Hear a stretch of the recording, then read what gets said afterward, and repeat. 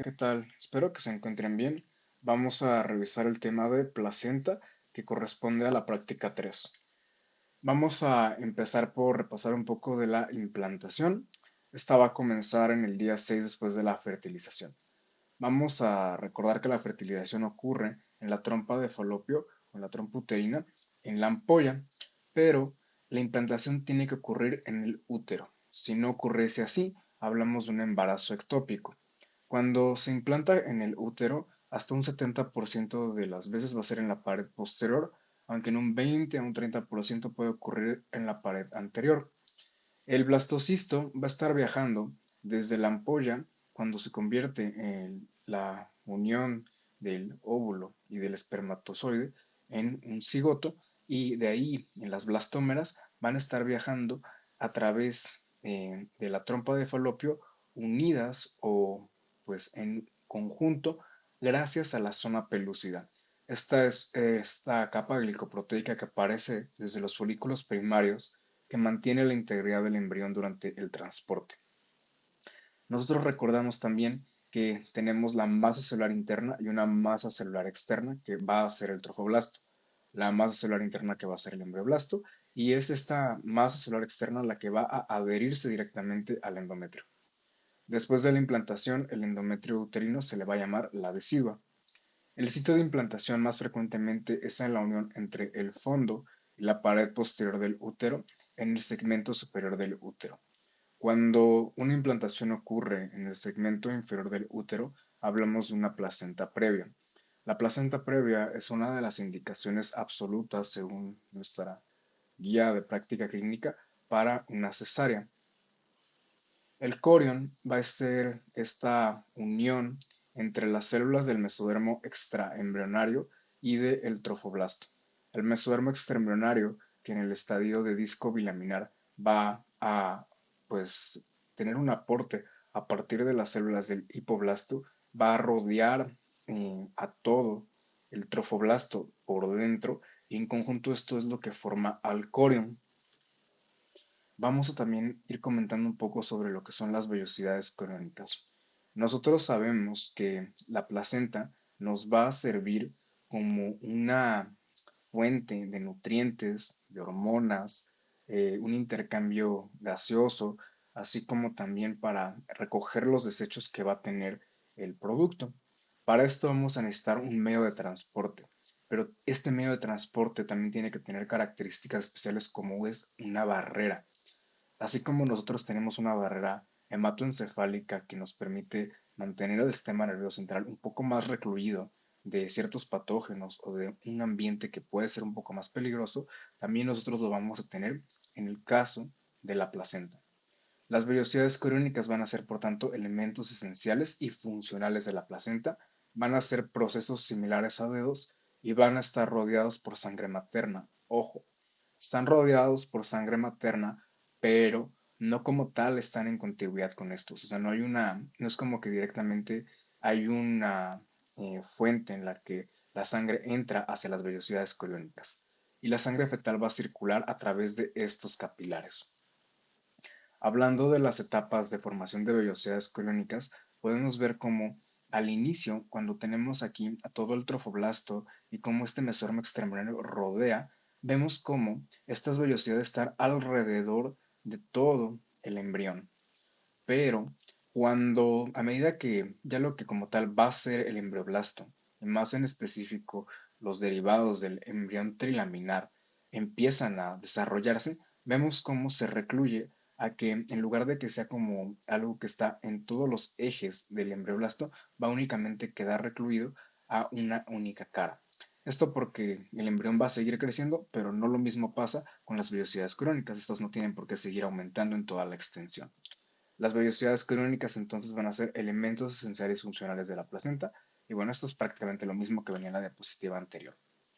Las vellosidades coriónicas van a formarse a partir del trofoblasto y del mesodermo extraembrionario. Entonces vamos a poner atención en este esquema.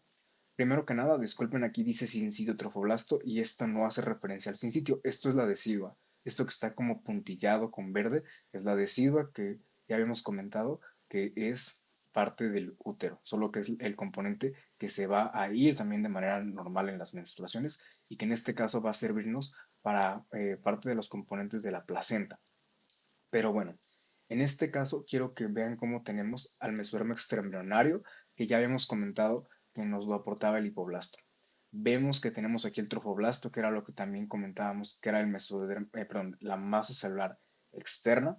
Y ahora aquí aparece otra estructura, que es el sincitotrofoblasto y el citotrofoblasto. Las células del trofoblasto que van a mantenerse todavía con un citoplasma individual entre cada una se denomina citotrofoblasto. Las células que van a mantenerse unidas, pero ya no van a tener entonces un citoplasma individual, pero sin núcleos individuales, se le conoce como sincitotrofoblasto. Un sincitio es una unión de células. Entonces, el sincitotrofoblasto va a tener núcleos que van a estar separados, pero no va a haber, bueno, más bien va a haber un citoplasma en contigüidad. Sincitotrofoblasto, decidua, citotrofoblasto y mesodermo extraembrionario.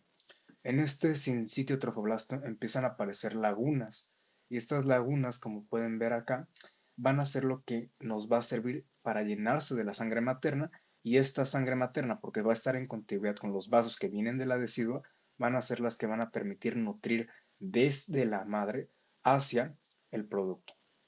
Ahora, aquí todavía no tenemos como tal un vaso, solo tenemos estas trabéculas que están formadas por el sincitio trofoblasto.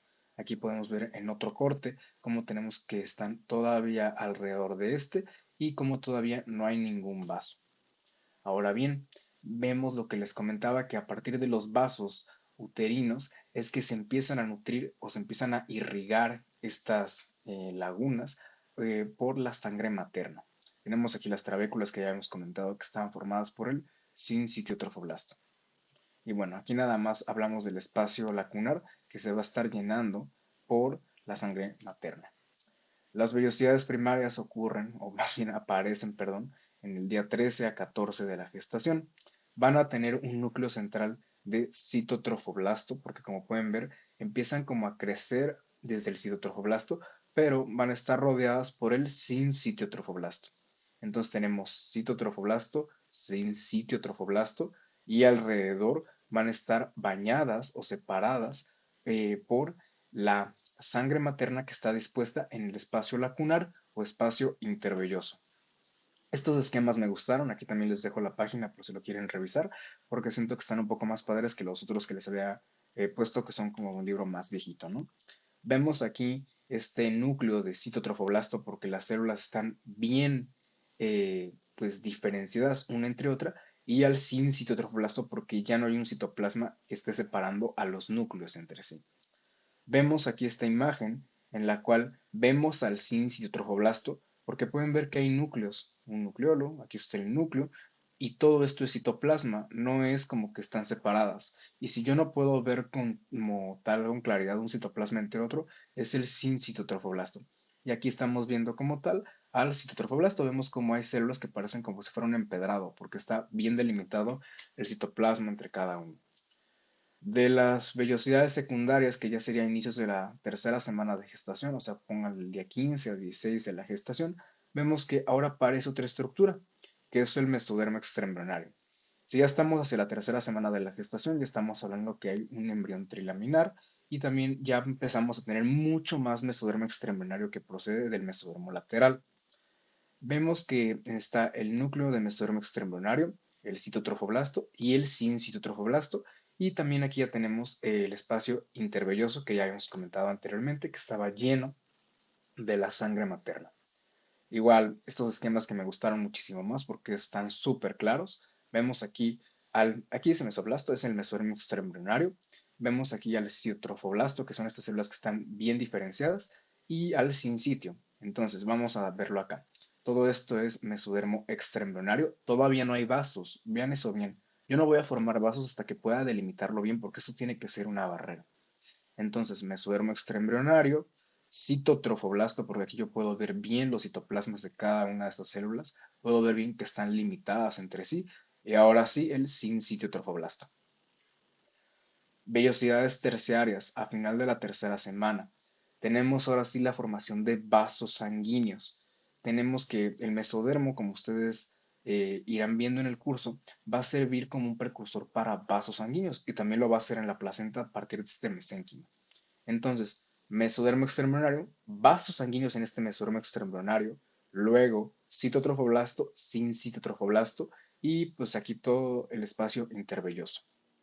Igual aquí en el esquema por si les gusta mucho más, y aquí se ve ahora sí un vaso, mesodermo extraembrionario, o inclusive podemos ver hasta los fibroblastos que están formados este tejido conectivo, y el citotrofoblasto y el sincitotrofoblasto.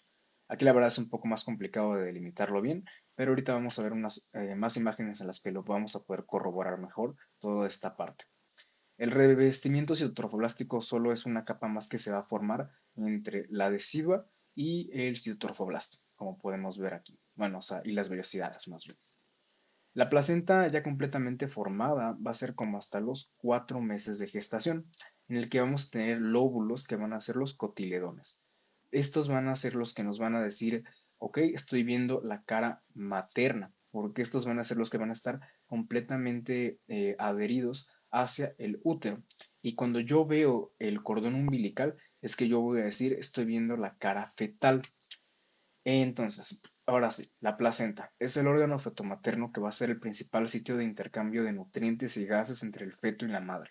Esto es importante porque también la madre puede transferir tanto no solo nutrientes como también inclusive tóxicos. La placenta humana es discoidal, hemocorial, coriolantoidea y decidua. Es una unión entre los anexos del desarrollo, es decir, las membranas extraembrionarias, como ya hemos comentado, del mesodermo extraembrionario, y también la mucosa uterina, también el trofoblasto, que van a servir para un órgano fisiológico.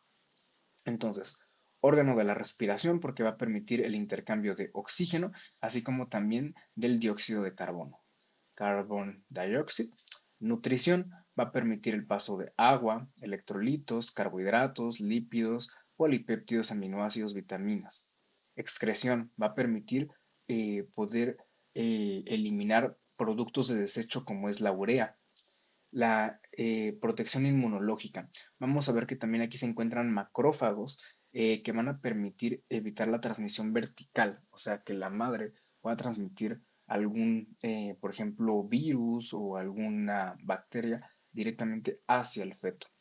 Barrera protectora, como ya hemos comentado también, y también va a ser un órgano endocrino. Va a producir la gonotropina coriónica humana, que es esta hormona muy relacionada con las náuseas, los estrógenos, la progesterona muy importante porque nos va a permitir mantener tanto un estado en el que la mujer no esté pues siendo capaz de poderse embarazar de nuevo, y la somatomamotropina, que es una hormona que como puede sonar un poco similar a la hormona del crecimiento, tiene algunas funciones similares como es el almacenamiento de proteínas, también permite mayor liberación de lípidos hacia la sangre y también va a aumentar la resistencia a la insulina en la madre. O sea, va a permitir que el feto tenga mayor captación de glucosa que la madre y por eso disminuye como la sensibilidad de la madre a la insulina. Esto es lo que también comentábamos de los teratógenos, es decir, productos que pueden afectar el desarrollo del producto, como es drogas. Por ejemplo, drogas no solo me refiero a cocaína, marihuana, a cigarro, sino que también me refiero a medicamentos muy tóxicos. Por ejemplo, hablamos de la warfarina, que es un anticoagulante, metotrexato, em, los anticonvulsivos como el ácido valproico, virus como el virus de la rubiola, citomegalovirus, por mencionar algunos. Y patógenos, pues igual podemos hablar tanto de algunos virus en general, como inclusive VIH, por ejemplo, también. Y hormonas también, ya habíamos comentado esta parte. Esto podemos ver como hay dos arterias umbilicales y una vena umbilical que va a venir. En este caso, esto que estamos viendo acá va a ser la cara fetal y esta va a ser la cara materna. Superficies de la placenta van a ser dos. La superficie fetal, que va a ser la que va a tener el cordón visible, porque es a través de la cual pues hacemos el corte aquí desde el bebito hacia la placenta y la superficie materna, que son todos estos cotiledones que van a estar adheridos hacia el útero. Entonces aquí podemos ver las dos caras de la placenta. Esta es una placenta que me parece tenía como, no sé, 10, 12 horas que había sido expulsada en el proceso de alumbramiento. Estas imágenes son de cuando yo estaba en el tercer año de la carrera, en séptimo semestre, y pues las quise guardar en ese momento y dije, pues cuando dé la clase las quiero mostrar. Y cuando di la clase, cuando estaba en tercero, pues se me olvidó incluirlas y pues ahora sí las quise incluir. Vemos aquí a los cotiledones. Es importante contarlos, es bueno, bueno, o sea, es parte de la historia clínica, de la historia, de la nota clínica del parto y es importante ver que no se queden cotiledones dentro del útero. Esto es muy importante. Y esta es la cara fetal. Entonces, vamos a ver que la cara materna tiene un granulado fino de 15 a 30 lóbulos, denominados cotiledones, y que están separados por los septos placentarios. Les digo, o sea, se pueden contar. O sea, uno, dos, tres, o sea, no me voy a poner a contarlos ahorita, pero es algo que es parte de la nota clínica. Y la cara fetal es lisa, a diferencia de la otra que veíamos que era como granulada. Aquí vemos como esto es granulado. Aquí desafortunadamente la imagen no la tomé tan bien como para que se vea exactamente en el mismo plano, así que discúlpenme por eso, pero como pueden ver directamente es lisa y está cubierta por corion, que es como esta especie de capa que se ve acá como si fuera como una membrana, como si fuera una bolsa más bien. Y bueno, es transparente, es brillante y vamos a ver que hay vasos que irradian hacia afuera y el cordón umbilical es el que está adherido. Entonces vamos a pasar ya directamente a las imágenes que vienen en la práctica del departamento para que las podamos ir reconociendo. Esto pues como tal va a ser una vellosidad. De aquí, pues, ¿qué más nos pueden preguntar? Esta es la vellosidad. Aquí tenemos al tejido conectivo que va a estar formado por fibroblastos. Los fibroblastos vienen a partir del mesodermo extraembrionario.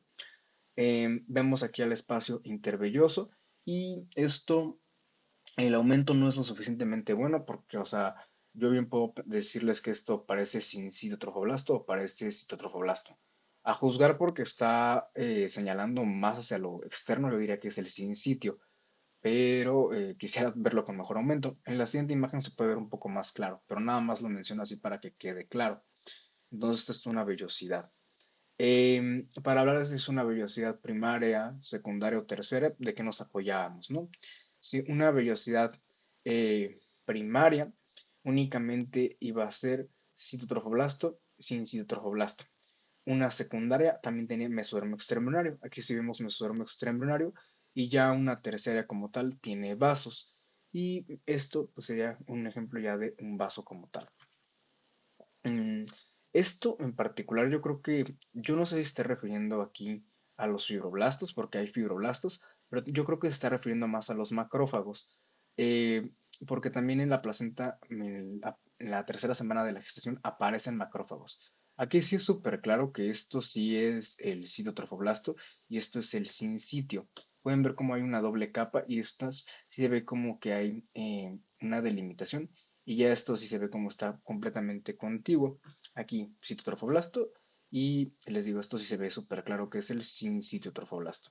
Y aquí el espacio intervelloso. Eh, Miren, aquí sí se ve súper claro que esto es un macrófago. Sí, esto hace referencia a los macrófagos. Estos son los fibroblastos, porque si pueden ver, son como si tuvieran una forma de uso. Y aquí sí son macrófagos. Estos estamos aquí viendo al citotrofoblasto y aquí al sincitiotrofoblasto. La barrera hematoplacentaria en el embarazo temprano va a estar formada por el sincitio, el citotrofoblasto, el tejido conectivo que ya mencionábamos que se forma por fibroblastos que vienen a partir del mesodermo extraembrionario y el endotelio como tal, como en cualquier otro vaso. Y finalmente en el embarazo más tardío desaparece el citotrofoblasto y el tejido conectivo y hay una conexión íntegra entre el endotelio y el sincitio. Y bueno, es lo que ya se conoce como las vellosidades libres. Igual aquí tenemos esta imagen de las cuales me gustan, en las cuales vemos cómo está el endotelio y el sincitotrofoblasto. Y pueden inclusive ver cómo quedan restos de mesodermo extraembrionario o restos también del citotrofoblasto. Y pues aquí también la imagen como tal, ¿no? Esta es la imagen de las que vienen en su práctica, ¿no? Para que también nos podamos ir familiarizando. Quedan depósitos fibrinoides, que vemos aquí el espacio intervelloso, vemos también cómo quedan los vasos que se vuelven mucho más grandes y también vemos ya todos los eritrocitos que están conformados en este punto. Y pues bueno, esto pues prácticamente sería todo lo que considero que es lo más importante para que puedan correctamente responder en su examen departamental con respecto al desarrollo de placenta. Igual si tuvieran alguna otra duda o algo más que quisieran agregar, pues también quedaría pues al pendiente para que también me lo pudieran comentar en cualquier caso.